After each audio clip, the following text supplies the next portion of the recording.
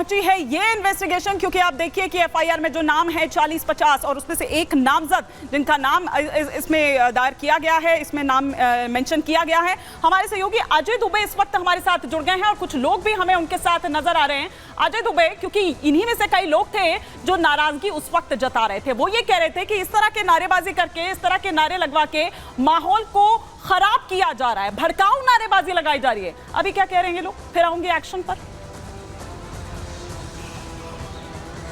बिल्कुल, माहौल खराब किया जा रहा है, नारेबाजी तक की बात सीमित नहीं है। मैं ग्राउंड जीरो पर गया और वहां पे स्थानीय लोग ये कह रहे थे कि शीतला माता मंदिर का एक छोटा सा मंदिर है, वहां पे उसके चबूतरे पे ये सारा घटनाक्रम हुआ है। भावना वो बताना चाह रहे थे कि कैसे दहशत फैलाने की इच्छा है। स्थानीय लोग तमाम कानपुर के हमारे संग मौजूद है, हिंदू संगठन के लोग मौजूद हैं।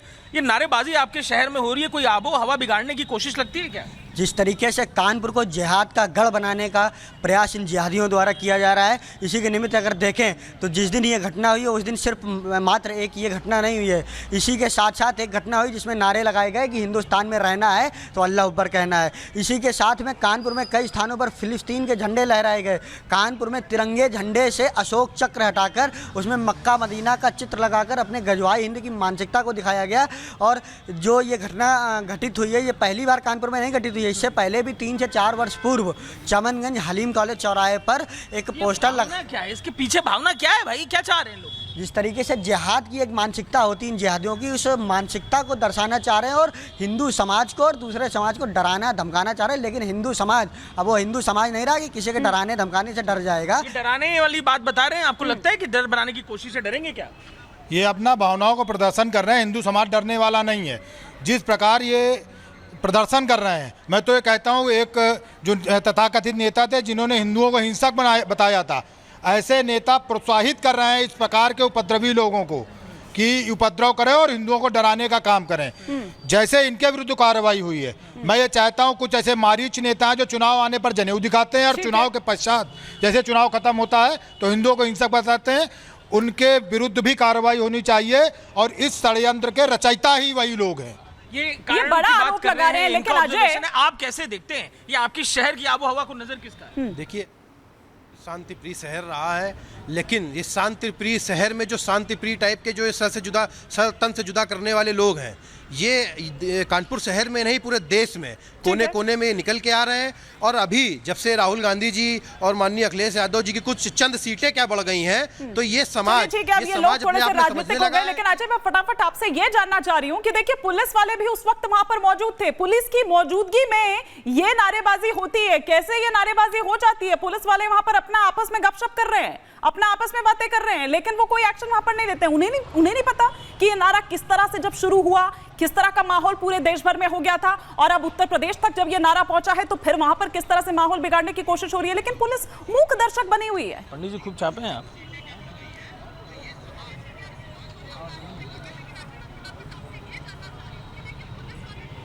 अजय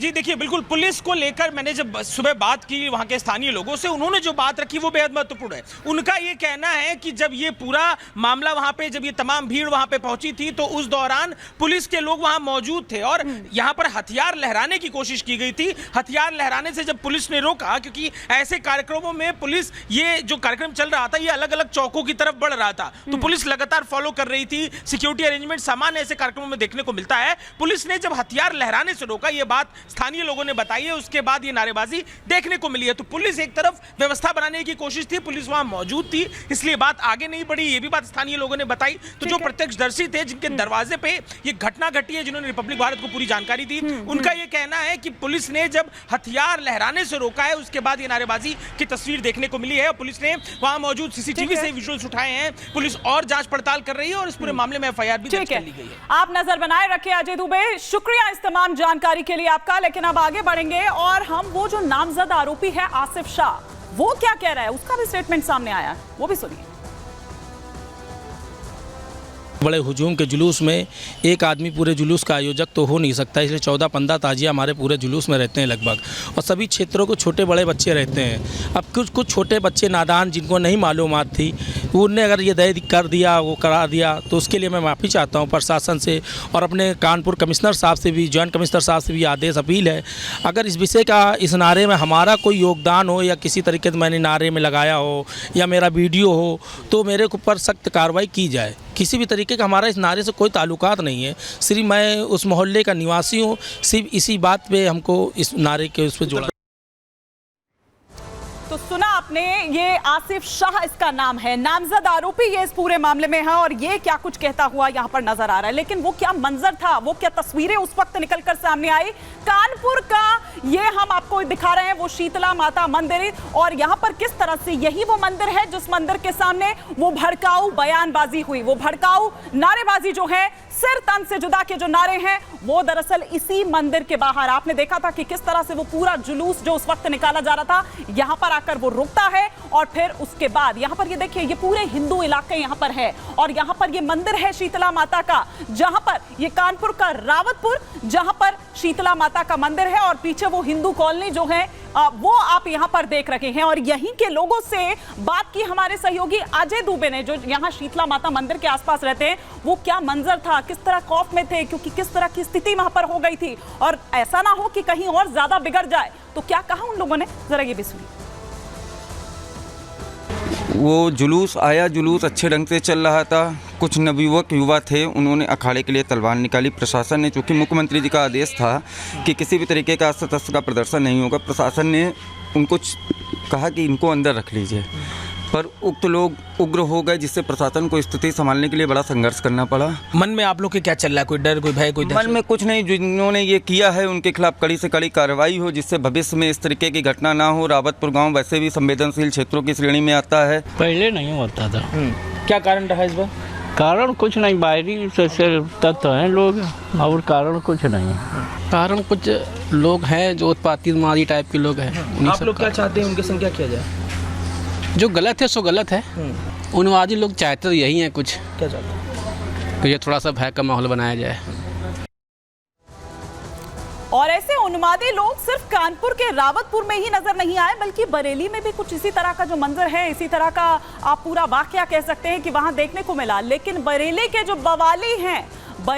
बवाली हैं उन पर दरअसल एक्शन हो जाता है, उन पर बुलडोजर चल जाता है बाबा का। वहां उनका ये जो उन्मादी चेहरा है, किस तरह से उस पर एक्शन लिया गया, ये सिलसिलेवार तरीके से ग्राफिक्स के जरिए हम यहां पर आपको बताते हैं। वो ग्राफिक्स आपके टेलीविजन स्क्रीन पर, ये कि बरेली के जो बवाली हैं उन पर किस तरह ये एक्शन हुआ, उन पर किस तरह से बुलडोजर चला। बरेली बवाल में पुलिस और प्रशासन की बड़ी कार्रवाई ये देखी गई।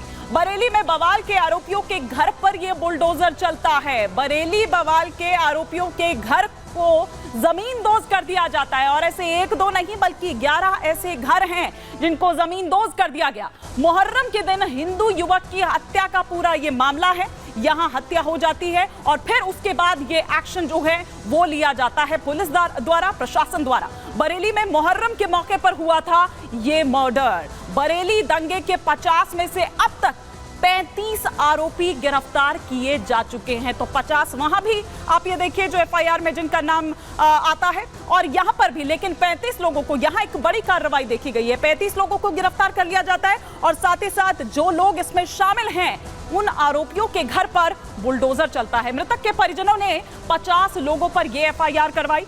19 जुलाई को दो समुदायों के बीच ये पूरा बवाल हुआ था। पथराव यहां पर होता है, उस पथराव में तेजाराम की मौत हो जाती है। आरोपियों पर पीड़ित परिवार कार्रवाई चाहता था, अंतिम संस्कार ना करने पर अड़ा हुआ था पीड़ित परिवार।